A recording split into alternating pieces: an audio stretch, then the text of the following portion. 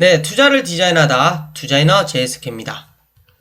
네, 이번 시간은 미국 기업 고객이 크래프트 하인즈사에 대해서 알아볼 거고요. 최근 주가 폭락의 이유와 그리고 19년도의 이슈들에 대해서 언급해 보도록 하겠습니다. 먼저 저희가 크래프트 하인즈사가 어떤 회사인지에 대해서 알아볼 건데요. 15년도에 워런 버핏과 시리즈 캐피탈이라는 그런 자산 운용사가 크래프트사와 하인즈사를 인수합병하면서 하나의 회사로 묶게 됩니다. 크래프트 하인사는 해당 합병 이후에 17년도 기준으로 약 26.1 빌리언 달러, 즉 하나로 약 27조의 매출을 기록하는 거대한 기업이 되었고요. 이 기업은 세계에서 5번째로 큰 식품 음료 제조 기업이 됩니다. 그리고 특이점은 1 빌리언 달러, 즉 1조 매출이 넘어가는 그런 메가 브랜드가 약 8개가 있고요. 각종 브랜드를 보시면은 약 200개가 넘어가고 200개의 국가에 판매가 되고 수출이 됩니다. 여기에는 앞서 말씀드린 것처럼 1 빌리언 달러가 넘어가는, 즉 하나로 1조가 넘어가는 그런 메가 브랜드가 8가지가 있고요. 저희가 흔히 아는 필라델피아 크림 치즈로 유명한 필라델피아 브랜드와 맥스웰 하우스, 그리고 마카로니 치즈, 그리고 위에 사진에서 보셨듯이 하인즈 케찹, 이러한 브랜드를 보유한 기업입니다. 이제 크래프트 하인즈사의 손익계산서를 볼 건데요.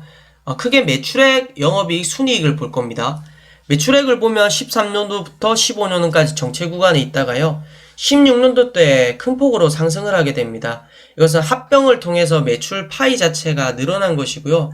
다만 안 좋은 건 16년도, 17년도의 그런 변화폭을 보시면은 오히려 조금씩 줄었죠. 합병 이후에도 이게 시너지 효과가 있는가에 대한 의문점을 낳게 하는 모습이고요.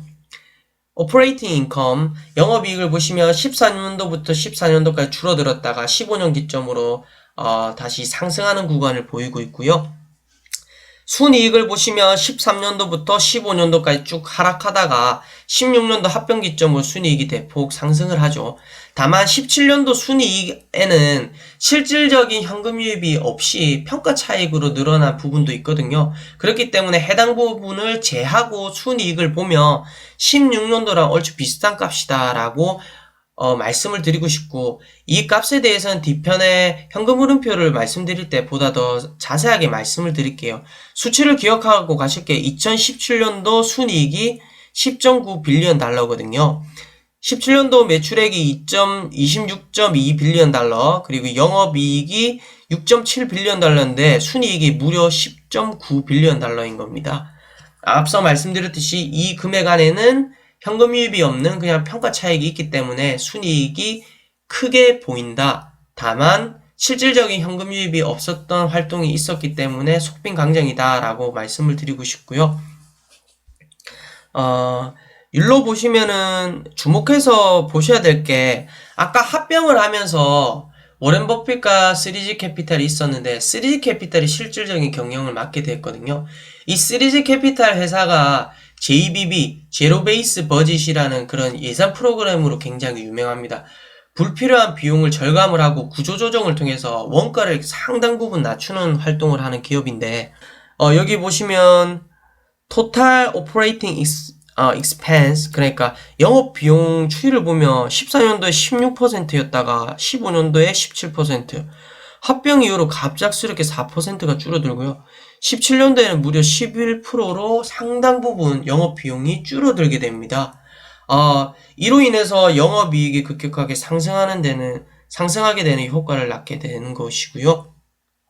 다만 15년도 때 합병을 위해서 부채를 끌어다 썼다고 했죠. 그렇기 때문에 영업 이자 비용이 7.2% 15년도에, 그리고 16년도에 4.2%, 17년도에 4.7%로 상당 부분 이자 비용이 높아졌다라고 볼 수 있습니다. 재무상태표를 보시면은 현금과 그리고 부채만 보고 갈게요. 현금은 15년도 때 부채 발행하고 인수하기 위해서 현금 보유량이 쭉 늘어났다가요, 16년도에 줄어들고 17년도에 급격하게 줄어들죠. 이상하지 않나요? 앞서 말씀드렸듯이 17년도에 순이익이 굉장히 높았잖아요. 근데 실질적으로 현금은 엄청 줄어들었다는 거죠. 이것은 현금 흐름표와 나중에 같이 봐야 되겠지만 이때 실질적인 현금 유입이 있는 순이익 활동이 그렇게 크지가 않았었고, 그리고 17년도 때 대대적인 구조 조정을 하면서 인원 감축을 했거든요. 인원 감축하면서 퇴직금을 지급을 하니까 이때 퇴직금 지급으로 인해서 현금 유출이 굉장히 많았었습니다. 단기 부채도 흐름을 보시면 16년도, 17년도 늘어나는 수준이고요. 장기 부채도 15년, 16년, 17년도 꾸준하게 늘어나고 있습니다.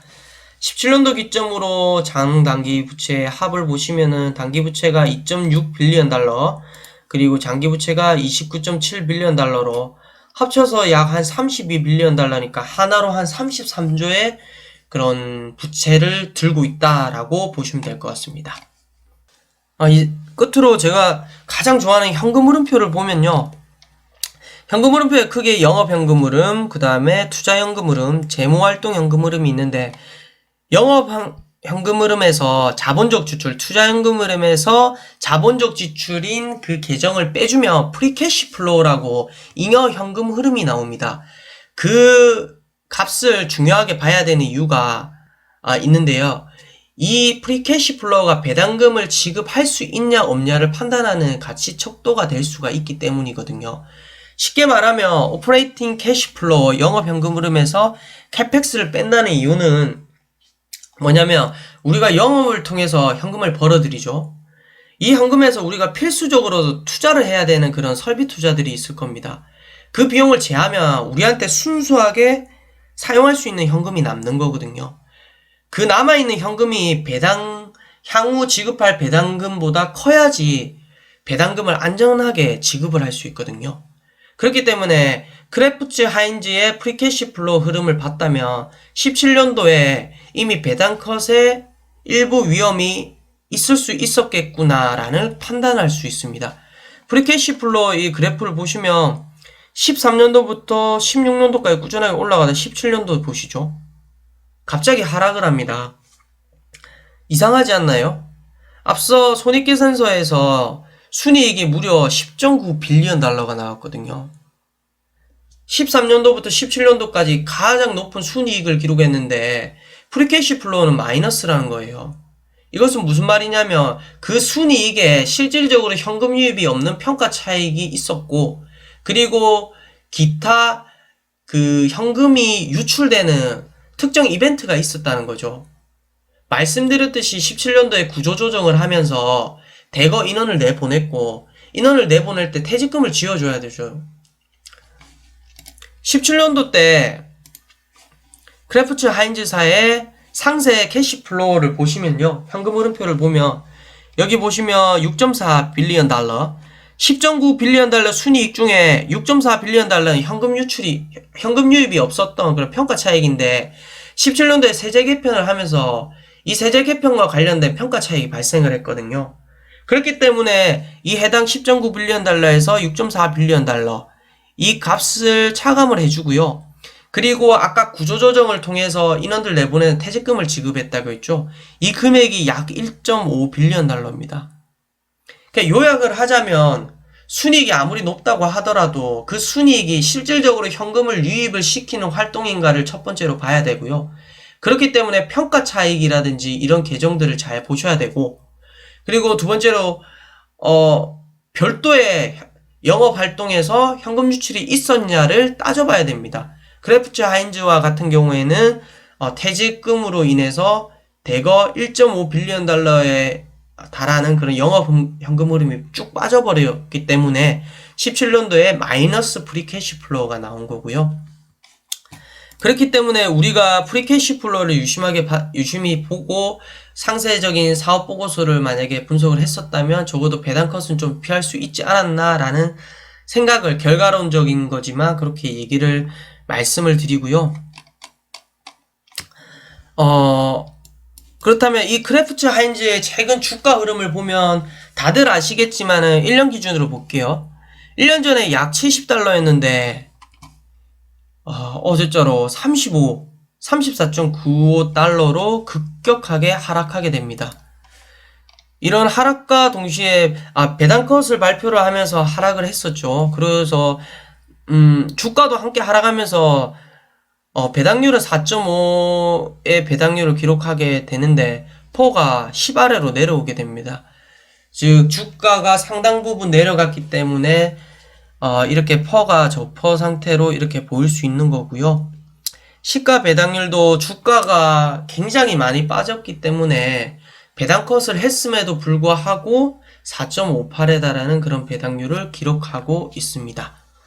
그렇다면 이러한 주가 폭락의 이유는 무엇인지 상세하게 한번 알아보도록 할게요.